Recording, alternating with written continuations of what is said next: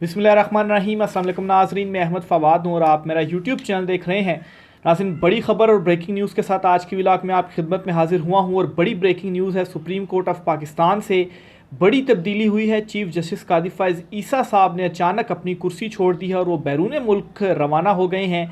और उनके बैरून मुल्क जाते ही जस्टिस मुनीब अख्तर, जो कि तीसरे नंबर पर सीनियर जज थे, उन्होंने चीफ जस्टिस पाकिस्तान का हल्फ उठा लिया है। जस्टिस मंसूर अली शाह साहब ने क्यों हल्फ नहीं उठाया और सुप्रीम कोर्ट ऑफ पाकिस्तान में इस तब्दीली के बाद अब इमरान खान साहब के ख़ास तौर पर पाकिस्तान तहरीक इंसाफ के जो मुकदमे हैं वो कौन सुनेगा, ये तब्दीली क्यों हुई, क्या तफसीलात हैं, एक्सक्लूसिवली आज छुट्टी के दिन आपके साथ चीज़ें मैं शेयर करने जा रहा हूँ। इसके साथ ही इस्लामाबाद हाई कोर्ट से भी कुछ लेटेस्ट अपडेट्स हैं, वो भी आज की व्लॉग में आपके साथ मैंने शेयर करनी है। ख़ास तौर पर जो लाहौर हाई कोर्ट के चीफ जस्टिस हैं, जो कि डट गए हैं खसूसी अदालत में जजेस की तैनाती के मामले पर, और पंजाब हुकूमत जो है वो तैनातियाँ नहीं कर रही। और इस मामले पर जो मरियम औरंगज़ेब हैं उनको तलब भी किया गया अदालत में। क्या माहौल रहा, लाहौर हाई कोर्ट से भी कुछ अपडेट्स आपके साथ में शेयर करूँगा। सबसे पहले तो नाज़रीन, आज की व्लॉग का आगाज़ करता हूँ एक बड़ी खबर से, और वो खबर है 190 मिलियन पाउंड रेफरेंस की। और अडयाला जेल में इस केस की जो समात है वो हुई है, और बुशरा बीबी की जानिब से जो जजेस हैं इस केस में, उन पर अदम एतमाद का इजहार कर दिया गया है। यानी कि उनके अगेंस्ट ये दरख्वास्त दायर की गई है कि उन पर बुशरा बीबी साहिबा को एतबार नहीं है, कोई और जो जजेस हैं वो इस केस को सुने। तफसीलात के मुताबिक नाजरीन, एहतसाब अदालत के जज नासिर जावेद राना के रूबरू 190 मिलियन पाउंड रेफरेंस की समात हुई, जिसमें बुशरा बीबी ने रोस्ट्रम पर जाकर अदालत पर अदम एतमाद का इजहार कर दिया। बुशरा बीबी ने गुज़श्ता रोज़ समात मेरे बग़ैर की गई और मैं इंतज़ार करती रही, इस पर अदालत ने कहा, ये बुशरा बीबी ने कहा जी कि जो लास्ट हेयरिंग हुई थी मेरे बग़ैर वो हेयरिंग हो गई और मैं इंतज़ार करती रही। इस पर अदालत ने कहा कि गुज़श्ता समात बग़ैर कार्रवाई मुलतवी हुई थी। बुशरा बीबी ने कहा कि हमें किसी ने समात मुलतवी होने पर आगाह नहीं किया, मैं नाइंसाफ़ियों का शिकार हूँ, मुझे आप पर एतमाद नहीं जैसे साबका जजिस पर नहीं था। जज ने कहा गुज़श्ता समात जेल की इस्तदा पर मुलतवी की थी।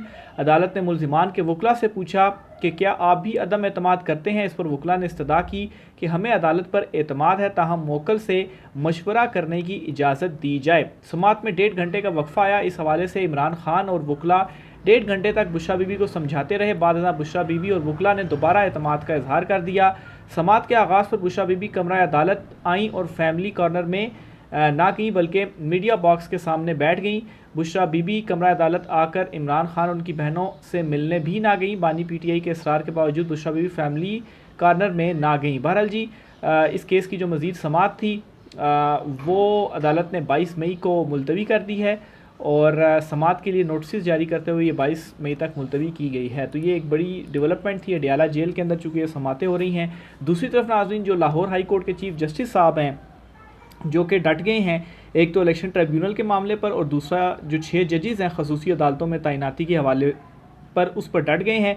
पंजाब हुकूमत अप्रूव नहीं कर रही, मंजूर नहीं कर रही जो chief justice Lahore high court की जानिब से नाम दिए गए हैं। ये सारा मुकदमा इस्लामाबाद हाई कोर्ट में फिर दायर हुआ, और पंजाब हुकूमत को तलब किया था chief justice Lahore high court की जानिब से। और जो इलेक्शन ट्रिब्यूनल वाला मामला है उनमें भी जो जवाब है वो इलेक्शन कमीशन ऑफ पाकिस्तान से मांगा गया है। उस केस की तो अभी समात अभी नहीं हुई, नेक्स्ट वीक में होगी, लेकिन इस मुकदमे की जो समात है वो हुई। और मरियम औरंगज़ेब जो थी वो कमरा अदालत में पेश हुई। मरियम औरंगज़ेब की जानिब से पहले इस्तदा की गई कि आप इन जो है वो हमें चैम्बर में मिलने का वक्त दे दें, तो हम अलहदा से चैम्बर में आकर आपसे मुलाकात करेंगे, आपसे बात करेंगे। तो chief justice Lahore high court साहब की जानिब से कहा गया कि अलहदा से चैम्बर में मुलाकात करने का क्या मकसद है, ये ओपन कोर्ट है, यहाँ पर आप बात करें कि जो नाम दिए गए हैं उनकी जो मंजूरी है वो आप क्यों नहीं दे रहे। तो इस पर फिर वक्त मांगा गया कि हमें मज़ीद कुछ जो वक्त है वो दे दें। तो अदालत की जानिब से इस मामले पर हुकूमत को जो वक्त है वो दे दिया गया है कि चलें ठीक है, आप इस्तदा कर रही हैं, मरियम औरंगज़ेब चूँकि ख़ुद आई हैं, तो जो वक्त है अदालत आपको दे देती है।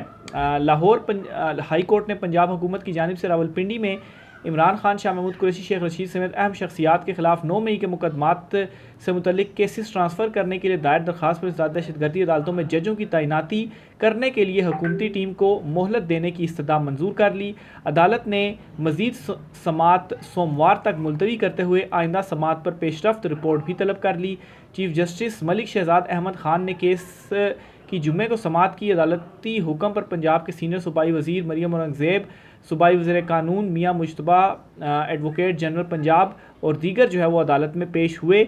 और इस दौरान chief justice Lahore high court ने जिस तैनाती करने वाली कमेटी से कहा कि मुझे आप लोगों को बुलाने का कोई शौक़ नहीं, शौक़ होता तो पहले रोज़ चीफ मिनिस्टर को बुला लेता। कानून में कहाँ लिखा है कि चीफ जस्टिस हुकूमत को जजों का पैनल देगा? आप मुझसे गैर कानूनी मुतालबा ना करें। हुकूमत जो है वो अमली तौर पर हमारे साथ ताउन करे, हम किसी इदारे से लड़ाई नहीं चाहते। तो बहरहाल जी इस पर जो नाम वगैरह हैं वो भिजवा दिए गए हैं और जो समात है वो मंडे वाले तक मुलतवी कर दी गई है, यानी कि आज सैटरडे है अभी जब मैं व्लॉग रिकॉर्ड कर रहा हूँ। तो 2 दिन का टाइम है पंजाब हुकूमत को इस हवाले से जो पेशरफ रिपोर्ट है वो देनी है, और अगर नहीं दी गई तो फिर लास्ट समात में chief justice Lahore high court जो हैं वो अंदिया दे चुके हैं कि फिर चीफ मिनिस्टर को भी बुलाया जाएगा। और आज भी उन्होंने ये चीफ मिनिस्टर का कहा कि उनको भी हम बुला सकते हैं। तो ये एक और बड़ी डेवलपमेंट हुई है जजिस की तैनाती के मामले पर। एक अच्छी खबर है पाकिस्तान तहरीक इंसाफ के लिए, यास्मीन राशिद और उमर चीमा जो हैं उनकी जिना हाउस हमला केस में जो ज़मानत है वो मंजूर हो गई है। और लाहौर की सतह दहशतगर्दी अदालत ने जिना हाउस हमला केस में पाकिस्तान तहरीक इंसाफ के रहनुमाओं डॉक्टर यास्मीन राशिद और उमर चीमा की जो ज़मानत है वो मंजूर कर ली है। ज़मानत बाद अज़ गिरफ्तारी मंजूर की गई है और मुलज़िमान के ख़िलाफ़ थाना सरवर रोड में मुकदमा दर्ज किया गया था। और PTI रहनुमाओं को लाहौर में जिना हाउस पर हमले और जलाओ घेराव के इल्ज़ामात पर गिरफ़्तार किया गया था और दोनों रहनुमा ज़ेरे हिरासत थे। यास्मीन राशिद साहिबा के ऊपर जो मेन मुकदमा था वो जिना हाउस वाला ही था कि ये वहाँ पर लेकर गए लोगों को और वहाँ पर जो है वो हमला और जलाओ घेराव जो हुआ ये भी वहाँ पर मौजूद थी। हालांकि फुटेज में ये भी आ रहा है कि यास्मीन राशिद साहिबा जो हैं वो ये कह रही हैं कि आगे आप नहीं जाना, अंदर नहीं जाना, ये जो इंतशार फैला रहे हैं ये बाज रहें, ऐसा कोई काम नहीं करना, हम पुरअमन है, पुरअमन एहतजाज करना और पीछे हटने का वो कह रही हैं। लेकिन उनके ऊपर ये जो मुकदमा था दोनों रहनुमाओं के ऊपर ये दर्ज किया गया। बहरहाल अब ये अच्छी खबर पाकिस्तान तहरीक इंसाफ के लिए कि एटलीस्ट इस मुकदमे में ज़मानत बाद अज़ गिरफ्तारी दोनों पाकिस्तान तहरीक इंसाफ के रहनुमाओं की जो है वो मंजूर हो गई है। सुप्रीम कोर्ट ऑफ पाकिस्तान की तरफ बढ़ता हूँ नाज़रीन। सुप्रीम कोर्ट ऑफ पाकिस्तान में बहुत बड़ी तब्दीली हुई है और तब्दीली ये हुई है कि जस्टिस मुनीब अख्तर जो कि तीसरे नंबर पर सीनियर जज थे सुप्रीम कोर्ट ऑफ पाकिस्तान में, उन्होंने चीफ जस्टिस कायम मकाम चीफ जस्टिस का जो हल्फ है वो उठा लिया है। और चीफ जस्टिस कादी फ़ाइज़ ईसा जो हैं वो बैरून मुल्क दौरे पर गए हैं आज़रबाईजान। और इसी तरह से जो जस्टिस मंसूर अली शाह साहब हैं वो ऑलरेडी दौरे पर मौजूद हैं अमेरिका के। तो इन दोनों जजिस की गैर मौजूदगी में जो सीनियर तरीन जज थे वो जस्टिस मुनीब अख्तर थे, तो उन्होंने कायम मकाम चीफ जस्टिस का हल्फ उठा लिया है। जस्टिस याहिया अफरीदी साहब की जानिब से उनसे हल्फ लिया गया है।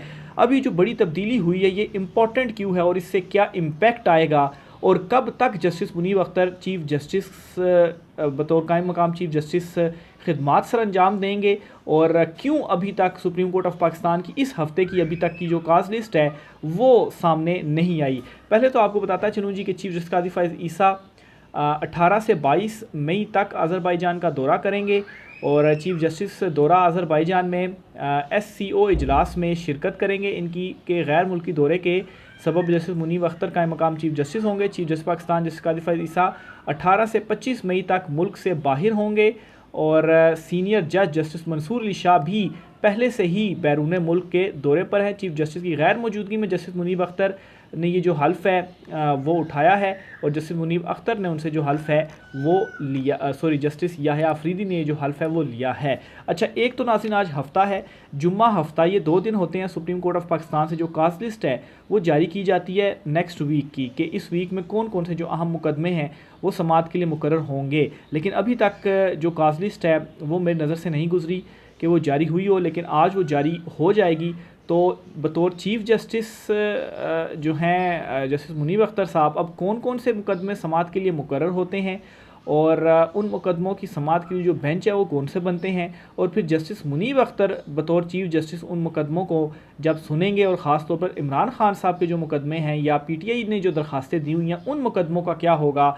ये एक हफ़्ता है जस्टिस मुनीब अख्तर साहब के पास, क्योंकि चीफ जस्टिस जो हैं वो 25 तारीख तक दौरे पर हैं। तो इसका मतलब ये है कि मंडे से लेकर फ्राइडे तक के ये जो 5 दिन हैं justice Munib Akhtar chief justice होंगे। तो बतौर चीफ जस्टिस वो क्या क्या एक्शंस लेते हैं ये बहुत इंपॉर्टेंट होगा और इमरान खान साहब के मुकदमात और दीगर चीज़ों के हवाले से। इसलिए जस्टिस मुनीब अख्तर के चीफ जस्टिस बनते ही ये जो बड़ी तब्दीली सुप्रीम कोर्ट ऑफ पाकिस्तान में आई है, इससे बड़ा जो है वो देखा जा रहा है कि अब किस तरह से जो एक रिएक्ट है वो जस्टिस मुनीब अख्तर बतौर चीफ जस्टिस करेंगे, क्योंकि ऑलरेडी ये ख्याल मौजूद था सुप्रीम कोर्ट ऑफ पाकिस्तान में कि जस्टिस मुनीब अख्तर जो हैं वो ज़रा उमर अता बंदयाल साबिक चीफ जस्टिस ग्रुप से थे और चीफ जस्टिस कादी फैज़ ईसा जो है वो उनके मुखालिफ ग्रुप से थे और जस्टिस मंसूर अली शाह उस ग्रुप में पहले से शामिल थे। लेकिन फिर बाद में जो जजिस वाला मामला आया, मुदाखलत वाला मामला आया, तो जस्टिस मंसूर अली शाह फिर उनका एक अलहदा से वो बन गया और चीफ जस्टिस कादी फैज़ ईसा जो थे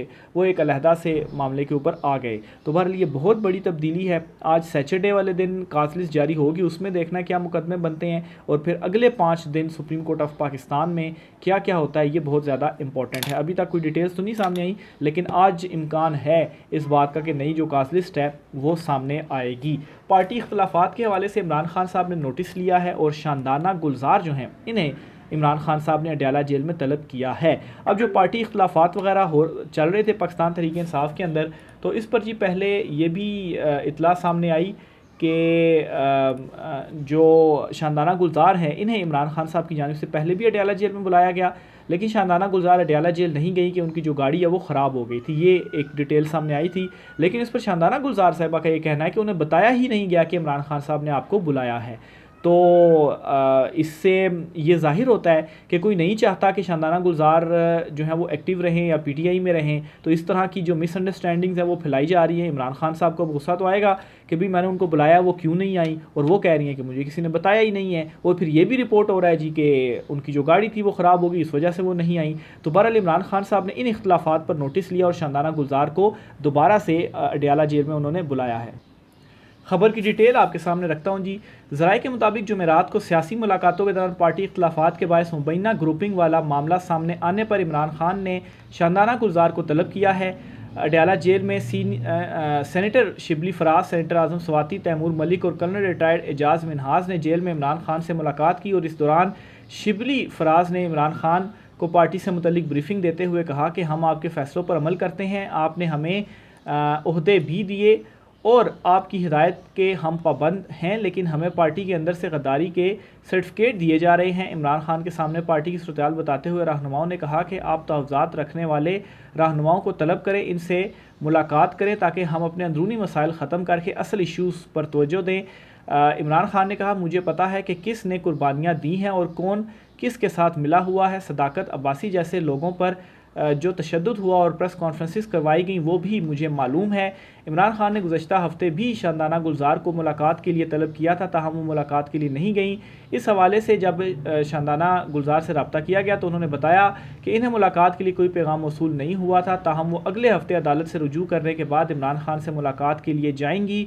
दूसरी तरफ जी शानदाना गुलजार को इमरान खान की तलबी का पैगाम दिया गया था, जिस पर उन्होंने गाड़ी ख़राब होने का कहकर माजरत कर ली थी। तो दूसरी तरफ के जो ज़राए हैं पीटीआई के वो ये बताते हैं इमरान खान शानदाना गुलजार और दीगर रहनुमाओं के तहफ़्फ़ुज़ात सुनकर पार्टी के इख्तलाफात ख़त्म करेंगे। ज़राए ने बताया कि पार्टी रहनुमाओं की जानिब से अपनी ही मौजूदा क़यादत पर संगीन नोयत के इल्ज़ामात लगाए गए हैं और सोशल मीडिया मुहिम भी शुरू की गई है, जिसकी शिकायत इमरान खान तक पहुँचा दी गई है। आखिर में नाज़रीन आपको बताता चलूँ जी, नजम सेठी साहब ने एक और बड़ा इंकशाफ किया है और नजम सेठी साहब क्या फरमाते हैं, इन दिनों काफ़ी बड़े बड़े जो इंकशाफात हैं उनकी जानिब से किए जा रहे हैं। आज वो फरमाते हैं कि पहले कुछ जजेस एस्टेब्लिशमेंट के साथ होते थे, 2-3 जजेस नून लीग और पीपल्स पार्टी के साथ होते थे और फैसले लिए जाते थे।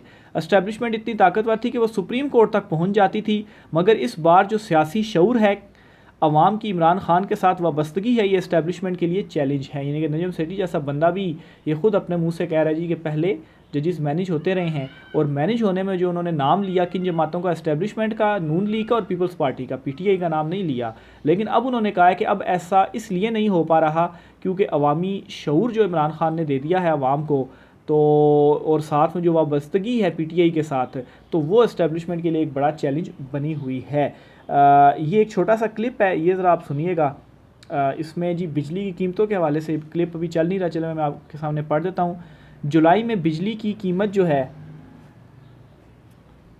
जुलाई में बिजली की फ़ी यूनिट कीमत 85 रुपये तक जाने का इम्कान है। हुकूमत ने IMF को बिजली के बिलों में 3 किस्म के नए इजाफी टैक्सेस लगाने की जो यकीन दहानी है वो करवा दी है। शहबाज राना साहब हैं, सीनियर सहाफ़ी हैं इकॉनमी के, और इन्होंने ये बताया है। तो ये जी हुकूमत करने जा रही है जुलाई में 85 रुपये, तो दीगर चीज़ों को मिला के 100 रुपये फ़ी यूनिट आपको पड़ेगा, तो बिजली के बिल कहाँ पर जाएंगे। ये नया तूफ़ान है जो कि आने जा रहा है। राय का इज़हार कीजिएगा, इजाज़त दीजिए, अल्लाह हाफ़िज़।